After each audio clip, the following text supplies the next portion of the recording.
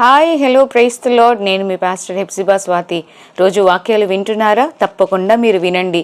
మీకు తెలిసిన వారికి షేర్ చేయండి, మీ బంధువులకి, మీ స్నేహితులకి మీరు తప్పకుండా షేర్ చేయండి. మీకు దీవెనకరంగా ఉన్న ఈ వాక్యాలు మరొకరికి కూడా దీవెనకరంగా ఉంటాయి. తప్పకుండా ఛానల్ సబ్స్క్రైబ్ చేయకపోతే ఇప్పుడే సబ్స్క్రైబ్ చేయండి. దాన్ని బెల్ ఐకాన్ ట్యాప్ చేయండి. ప్రతిరోజు వస్తున్న వాక్యాలు విని దీవించబడండి. ఇది నా వాగ్దానాన్ని మనం చూద్దాం. యెషయా గ్రంథము 45వ అధ్యాయము 21వ వచనం. నీవు నా సేవకుడవు, నేను నిన్ను నిర్మించి తిని.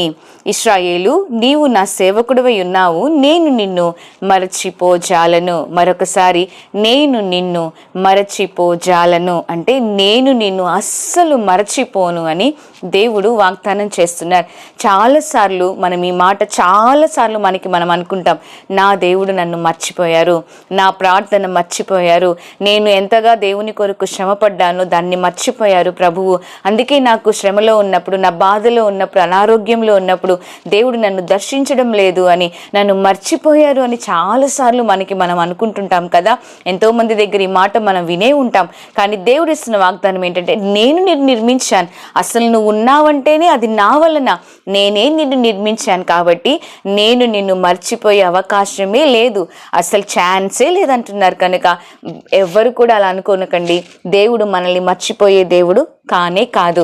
ఆయన మనల్ని గుర్తు చేసుకునే దేవుడు, ప్రతి క్షణము మనల్ని చూస్తున్న దేవుడు ఆయన. అందుకే అంటారుగా, సంవత్సరాది మొదలు సంవత్సరాంతం వరకు ఆయన దృష్టి నీ మీద ఉన్నది. ఇంకా మర్చిపోయే ఛాన్స్ ఎక్కడుంది?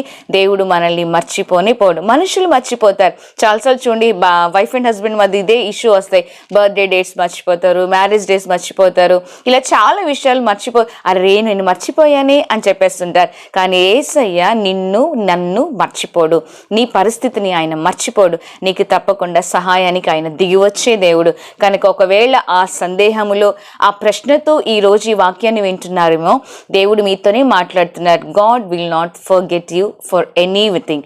ఎప్పటికీ ఆయన ఎప్పుడు మర్చిపోయే దేవుడు కాదు. మర్చిపోని దేవుణ్ణి మనం కలిగి ఉన్నాం. కనుక ఇప్పుడే ఒక చిన్న ప్రార్థన చేయండి. ప్రభువా, నన్ను జ్ఞాపకం చేసుకొని నాకు సహాయములకు దిగిరండి తండ్రి అని ప్రార్థన చేయండి. దేవుడు మీ దగ్గరకు వచ్చి మీకు సహాయమును చెయ్యును గాక. దేవుడు మర్చిపోయే దేవుడు కాదు, ఆయన మన తోడు ఉండే దేవుడు. ఆ సన్నిధి మీకు, దేవుని సన్నిధి మీకు తోడై ఉండును గాక. Amen. God bless you. Praise the lord.